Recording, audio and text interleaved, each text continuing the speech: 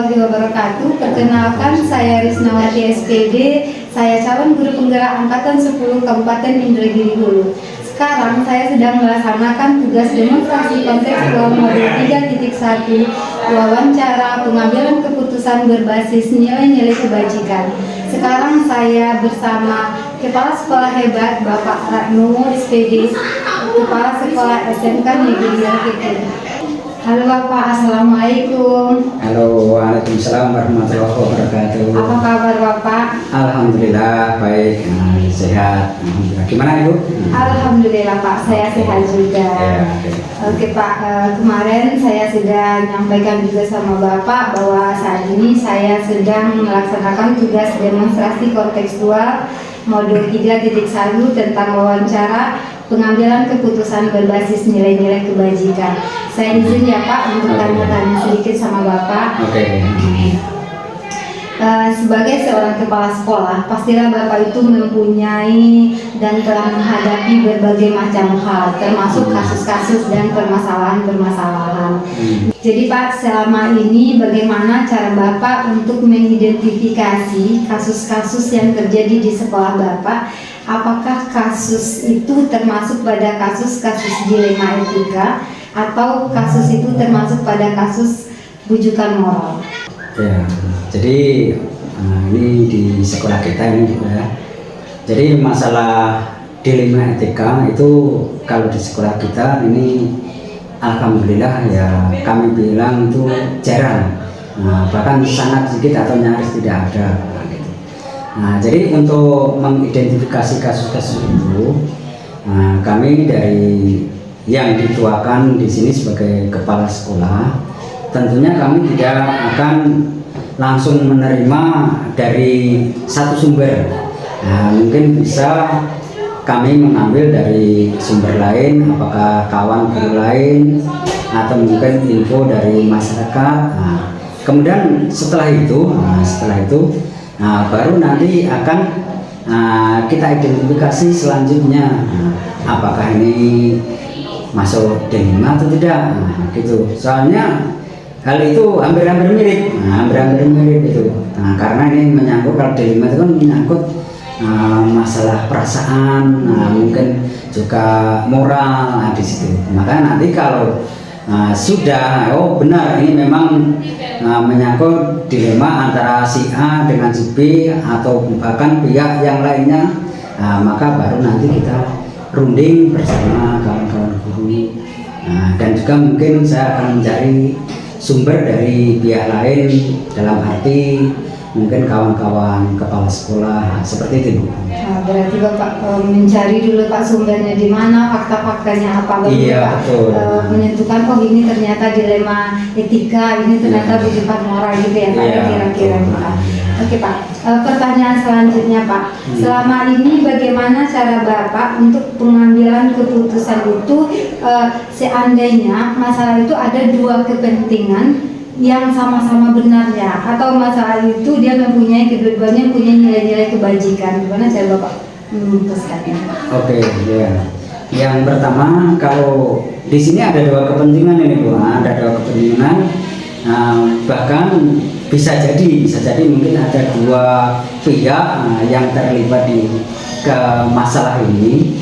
Cuman kalau kami akan mengidentifikasi dari problematika atau dilema itu tadi. Kemudian kalau memang benar ini menyangkut orang itu, baru kita runding. Kami tetap mengutamakan musyawarah di situ. Nanti musyawarah itu akan menjadi pegangan kami untuk memutuskan daripada kebijakan kami. Seperti itu caranya. Oke Pak, berarti intinya harus dimusyawarahkan dulu ya Pak ya. Jadi untuk sebelum mengambil keputusan dimusyawarahkan dulu, dan keputusan itu sama-sama mendapatkan keuntungan bagi semuanya, gitu ya Pak ya, kira-kira. Oke Pak, pertanyaan selanjutnya, dalam mengambilkan keputusan ini Pak, biasanya selama ini yang Bapak lakukan itu apa langkah-langkah yang telah pernah Bapak lakukan? Ya, langkah-langkahnya kalau ada masalah seperti itu pertama tetap kita harus mencari akar masalahnya secara bersama.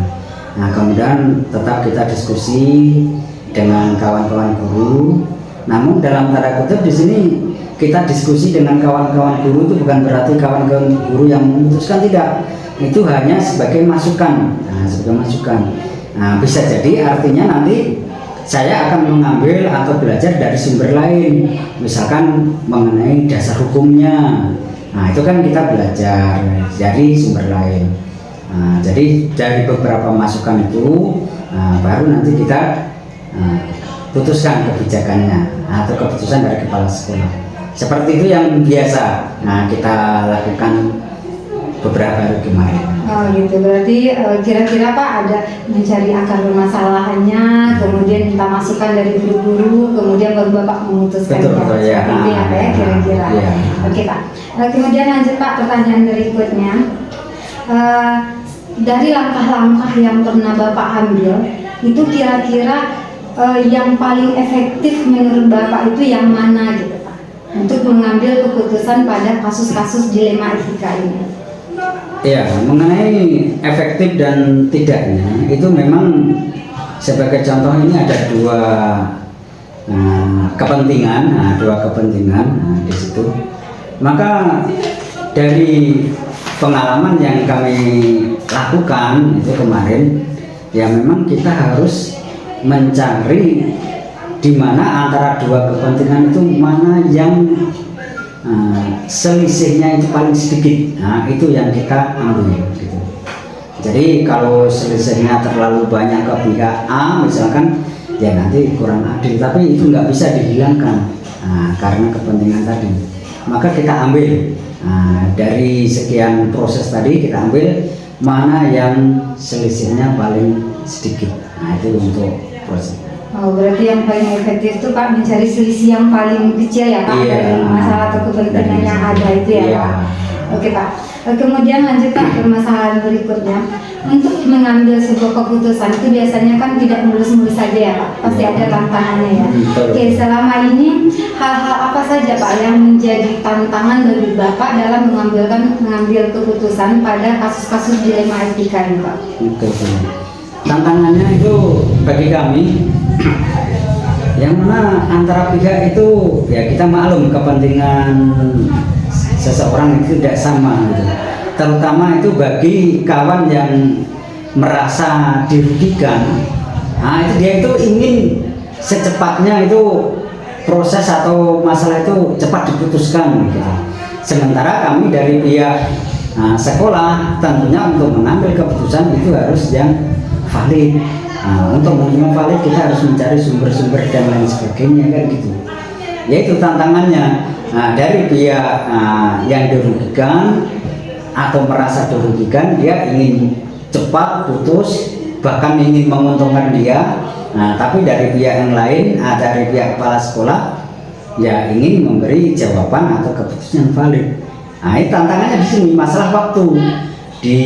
Dia ingin cepat, di kami ingin valid. Ada dua kepentingan juga akhirnya di sini.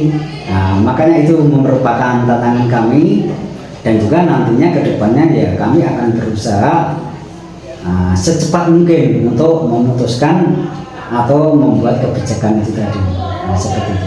Berarti kesimpulannya ada dua ya Pak, tantangan yang pertama dari orang yang merasa dirugikan, dia ingin cepat ya Pak, sedangkan dari pihak sekolah atau dari pihak Bapak sendiri yang memutuskan itu ingin keputusan itu valid dan tidak merugikan orang lain yang lain dan bisa dipercaya gitu ya Pak, kira-kira Pak. Oke Pak, pertanyaan selanjutnya Pak, jika masalah-masalah kasus dilema ini terjadi, biasanya Bapak punya jadwal khusus nggak untuk menyelesaikannya, atau Bapak ketika masalah itu terjadi, Bapak langsung memutuskannya? Yang mana Pak kira-kira? Oke.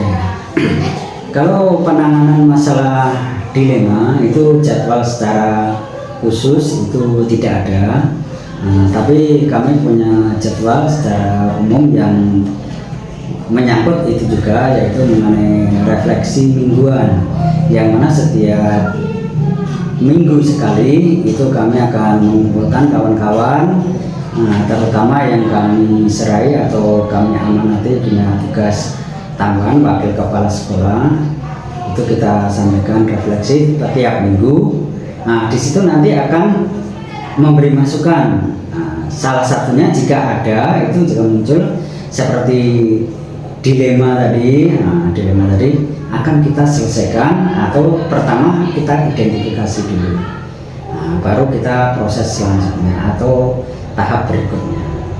Nah, jadi di sini walaupun tidak punya jadwal khusus, tapi setiap minggu kami akan istilahnya mencari sumber atau informasi yang sekiranya nanti akan menimbulkan kebijakan atau timbulnya kebijakan atau keputusan.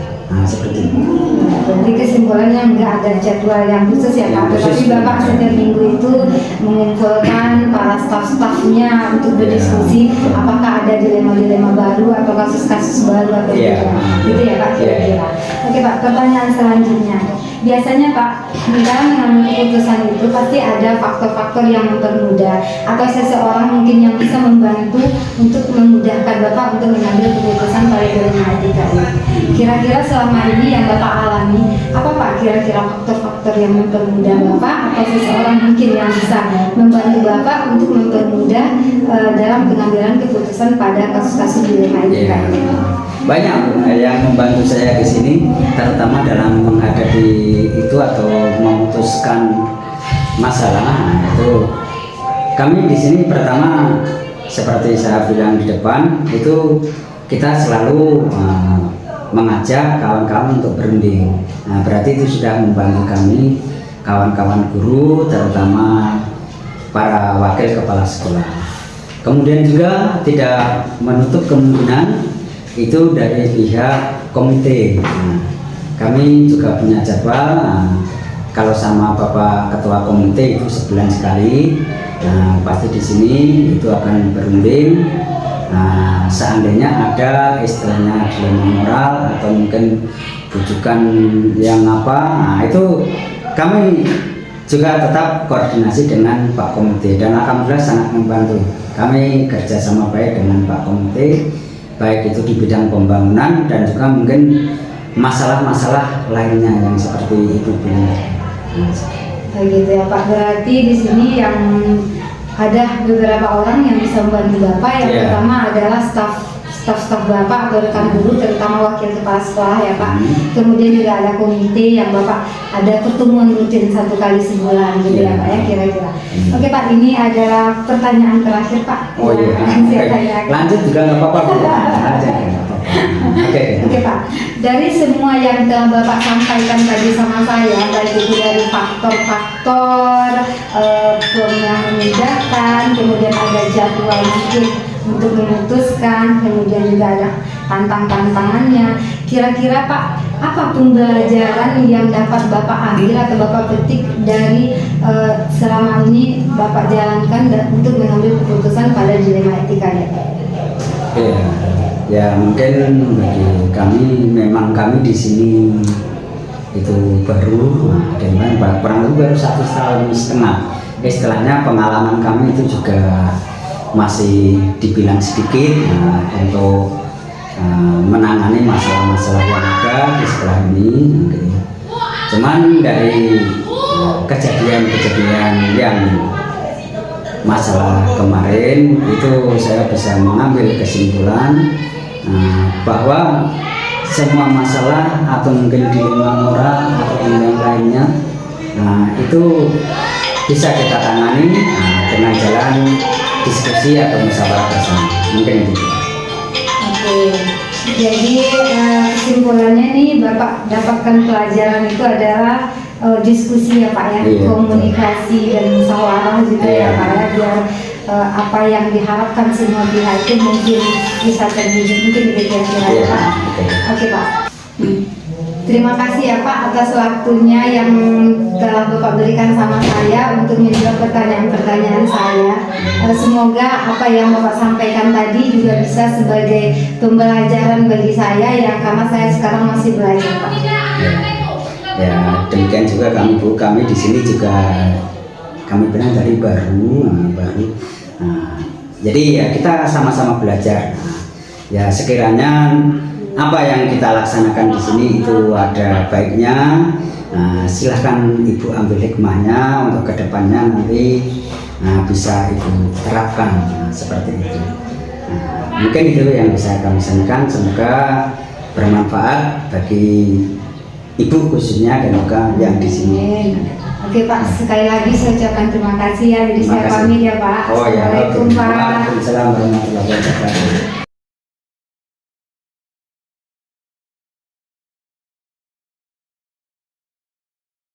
Assalamualaikum warahmatullahi wabarakatuh. Perkenalkan, saya Risnawati, saya calon guru penggerak angkatan 10 Kabupaten Indragiri Hulu.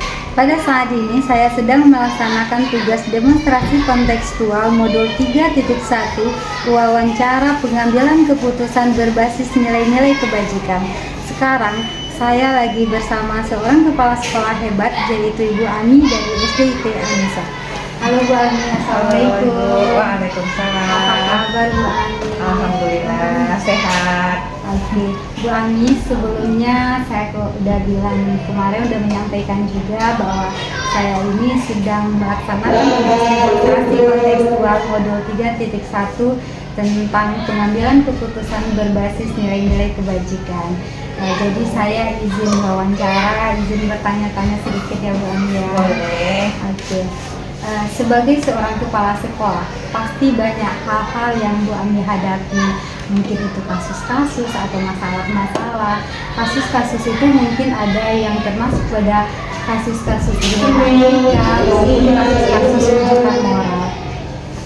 Sekarang selama ini Bu Ani, bagaimana cara Bu Ani mengidentifikasi kasus-kasus yang Bu Ani hadapi di sekolah? Apakah kasus itu termasuk pada kasus dilema etika maupun termasuk pada kasus rujukan moral? Oke, terima kasih Ibu Risna. Selamat datang juga di sekolah kami. Untuk mengidentifikasi apakah kasus tersebut masuk ke dalam dilema etika atau rujukan moral, itu bisa kita lihat dari hasil keputusan yang kita ambil. Nah, jika hasil keputusan itu betul-betul masuk di akal dan bisa dicerna dengan akal sehat, maka itu kita masukkan ke dalam kasus dilema etika. Sedangkan jika kasus tersebut tidak kurang bisa kita terima dengan akal sehat kita, maka itu kita masukkan ke rujukan moral.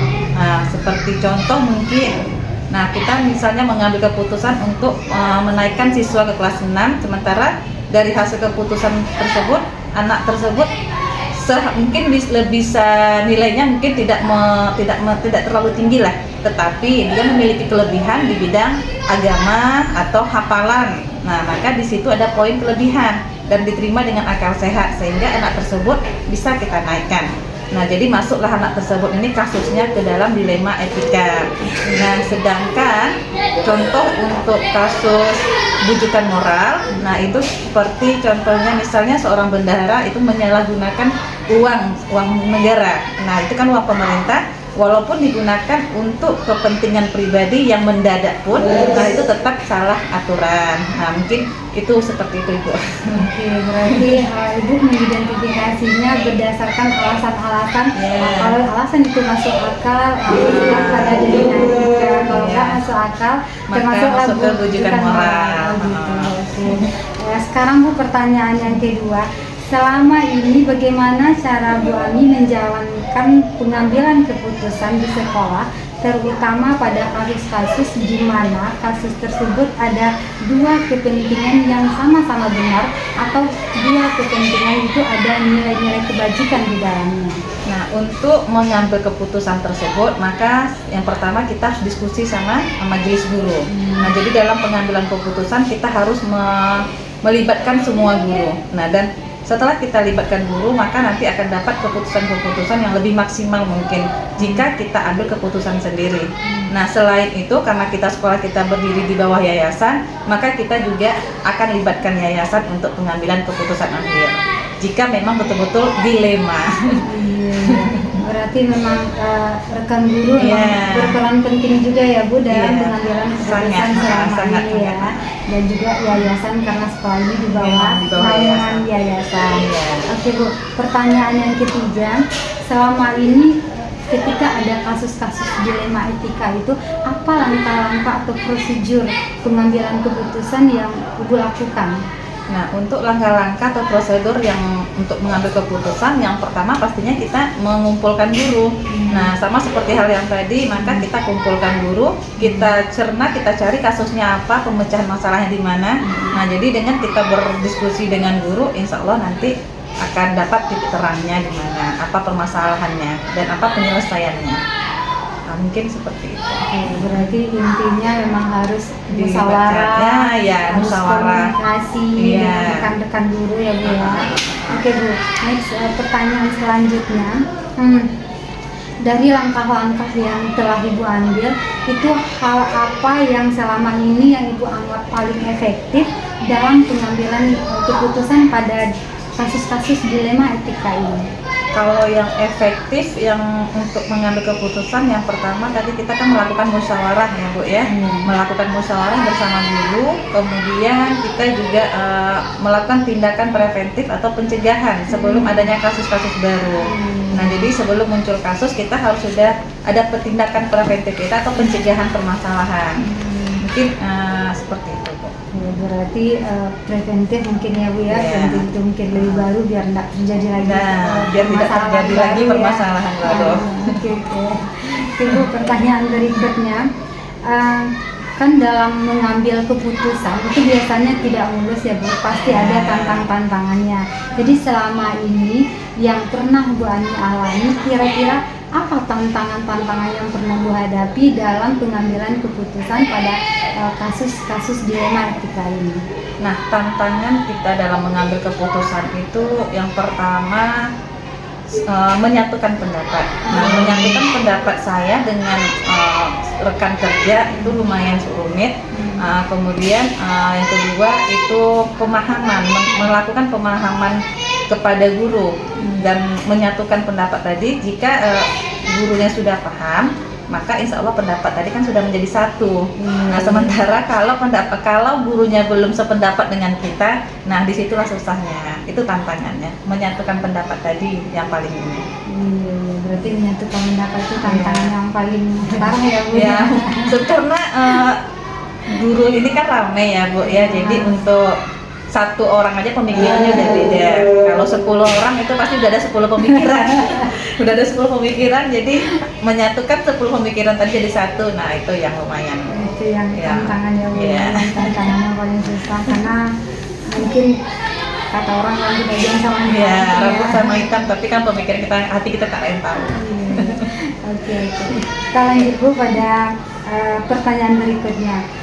Jadi Bu, kalau seandainya ada terjadi permasalahan atau kasus-kasus dilema etika ini, apakah Bu Ani punya jadwal tertentu untuk menyelesaikannya, atau Bu Ani langsung menyelesaikannya pada saat terjadinya kasus dilema etika ini? Nah, jika terjadi permasalahan itu kami kita langsung menyelesaikan permasalahan tersebut. Nah, dengan kita ada masalah terus kita tunda-tunda, itu akan menimbulkan masalah baru. Nah, jadi jika ada masalah kita akan langsung tuntaskan di hari itu juga, dan kita cari permasalahannya di mana, dan insya Allah hari itu juga kita akan putuskan apa hasilnya. Jadi jika ada satu masalah langsung kita tuntaskan, jadi tidak akan ada nanti masalah-masalah yang baru lagi. Nah gitu, berarti nggak ada jadwal ya Bu ya? Nggak ada. Untuk jadwal mungkin tidak ada, karena kalau kita sesuaikan jadwal maka akan tertumpuk nanti masalah-masalah tadi. Akan lebih sulit mungkin ya? Iya, akan lebih rumit untuk menyelesaikan masalah tadi. Oke. Kemudian mungkin Bu, kalau seandainya dalam pengambilan keputusan itu kan juga biasanya ada faktor-faktor yang membantu untuk mempermudah. Mungkin ada faktor atau mungkin ada orang yang bisa membantu. Biasanya dalam pengambilan keputusan ini biasanya yang pernah Bu Ani alami, apa faktor-faktor yang mempermudah, atau adakah orang-orang yang menolong Bu Ani untuk mempermudah pengambilan keputusan ini? Ada yang untuk agar terjadinya keputusan tadi lebih efektif, maka yang membantu atau berperan penting itu selain saya itu adalah guru. Nah, guru ini juga membantu karena memang apalagi ke siswa ya, itu kan guru yang paling dekat dengan siswa. Kemudian selain guru itu ada yayasan. Nah, jadi ada yayasan, ada guru, dan ada kepala sekolah. Nah, jadi yang membantu kepala sekolah itu adalah guru dan yayasan. Nah, insya Allah dengan kerjasama yang baik tadi itu akan mendapatkan hasil yang baik. Nah, berarti yang bantunya ada rekan guru dan juga ada yayasan. Berarti intinya kerjasama. Yang baik. Oke Bu Ami, nanti ini adalah pertanyaan terakhir. Pertanyaan terakhir. Dari semua yang telah Bu Ami terangkan tadi, Bu Ami jelaskan panjang lebar, ada tantangannya, kemudian ada prosedurnya, kemudian ada faktor-faktor yang termudah. Kira-kira apa pelajaran yang bisa Bu Ami ambil, bisa Bu Ami petik dari proses pengambilan keputusan pada kasus dilema etika ini? Nah, kalau untuk pembelajaran yang dapat kita ambil, yang pertama itu adalah kita bisa melakukan tindakan secara tepat waktu. Jadi jika ada kasus kita akan langsung laksanakan, kita tidak menunda-nunda. Tidak menunda-nunda. Kalau kita menunda-nunda berarti akan banyak masalah baru. Nah, yang kedua dari kasus tersebut kita nanti bisa pembelajaran kita ambil itu kita bisa membedakan mana yang betul-betul menjadi prioritas atau yang betul-betul yang bermanfaat dengan yang tidak prioritas dan tidak bermanfaat. Nah, mungkin itu dari saya. Berarti mana yang bermanfaat bagi orang banyak. Betul. Jadi keputusan itu kita bisa dinikmati sama semua orang. Sama semua orang. Oke, karena saya tadi udah bilang ini. Pertanyaan terakhir mungkin sampai di sini Bu Ami wawancara kita pada hari ini. Saya betul-betul mengucapkan terima kasih banyak Bu Ami sudah bersedia untuk saya wawancara dalam menyelesaikan tugas saya ini. Saya ucapkan sekali lagi. Sama-sama. Assalamualaikum. Waalaikumsalam.